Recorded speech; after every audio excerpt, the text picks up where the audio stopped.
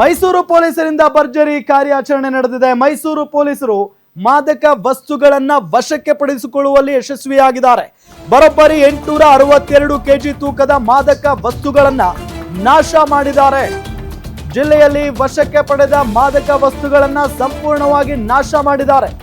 Mysuru police ಠಾಣಾ ವ್ಯಾಪ್ತಿಯಲ್ಲಿ ವಶಕ್ಕೆ ಪಡೆದಿದ್ದಂತಹ ವಸ್ತುಗಳು ಅವುಗಳನ್ನೆಲ್ಲವನ್ನು ಕೂಡ ಈಗ ನಾಶ ಮಾಡಿದ್ದಾರೆ ಮೈಸೂರು ಪೊಲೀಸರು.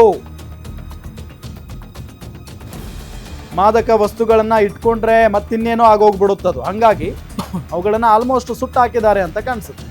ನಾಶಪಡಿಸಿದ್ದಾರೆ. ಈಗ ನಾಶಪಡಿಸೋದು ಅಂತ ಅಂದ್ರೆ ಸುಟ್ಟಾಕ್ತಾರೆ ಅವನ್ನೆಲ್ಲ. ಬರೋಬ್ಬರಿ 862 ಕೆಜಿ ತೂಕದ ಮಾದಕ ವಸ್ತುಗಳು. ಬರೋಬ್ಬರಿ 862 ಕೆಜಿ ತೂಕದ ಮಾದಕ ವಸ್ತುಗಳನ್ನ ಮೈಸೂರು ಪೊಲೀಸರು ನಾಶಪಡಿಸಿದ್ದಾರೆ.